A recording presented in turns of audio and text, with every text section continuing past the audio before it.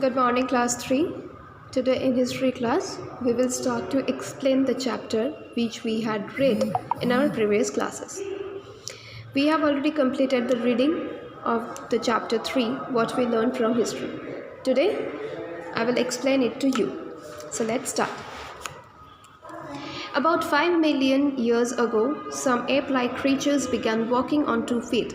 From them, around 30 or 40,000 years ago, evolved the Homo sapiens, the modern humans. So क्या बोल रहा है कि आज से 5 मिलियन years ago, मतलब आज से 5 million years ago, जो एप-लाइक क्रीचर्स थे वो लोग 2 पैर में चलना सीखा था. एंड उन्हीं लोगों से द मॉडर्न ह्यूमन बीइंग, जिसको हम लोग होमो सेपियंस बोलते हैं, वो लोग आए थे आज से 30 से 40 हज़ार साल पहले.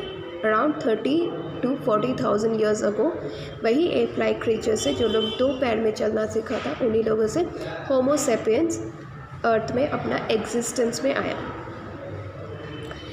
The written record of our past is known as history. The distant past of which we have no written record is called prehistory. Man learned how to write just 4,000 years ago. अब history में 2 division है.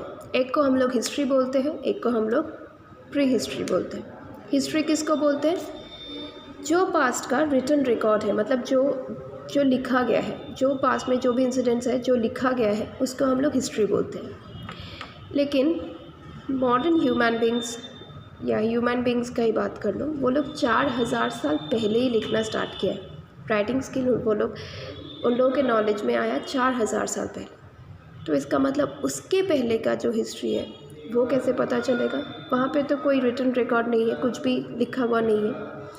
तो जिस time के past के बारे में कुछ भी लिखा हुआ नहीं है, उस टाइम को हम लोग प्री हिस्ट्री बोलते हैं.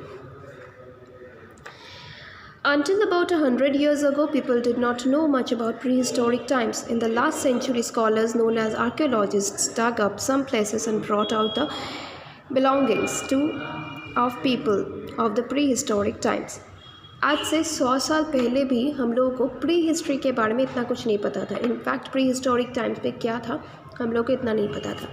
लेकिन आज से ठीक 100 साल पहले या लास्ट सेंचुरी में हम लोग बात कर सकते हैं. लास्ट सेंचुरी में क्या हुआ कि कुछ लोग, जिन लोगों को हम लोग स्कॉलर्स आर्कियोलॉजिस्ट्स बोलते हैं, उन लोगों ने क्या किया कि उन लोगों ने ग्राउंड को डिग किया, मतलब ग्राउंड को खोद के ग्राउंड के नीचे से ऐसे बहुत सारे चीज़ निकाले जो कभी यूज़ हुआ करता था.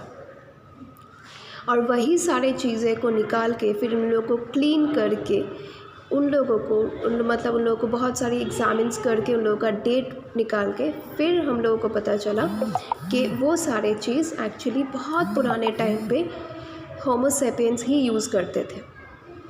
अब वो लोग कौन से कल्चर से थे, कहाँ से बिलोंग करते थे, क्या करते थे, कैसे रहते थे, ये सब कुछ हम लोगों को यही सारे चीज़ के हेल्प से पता चलता है.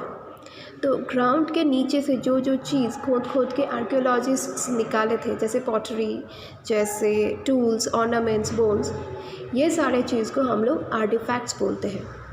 एंड जिन लोगों ने ये आर्टिफैक्ट्स को ग्राउंड के नीचे से खोद के बाहर निकाला, उन लोगों को हम लोग बोलते हैं आर्कियोलॉजिस्ट्स.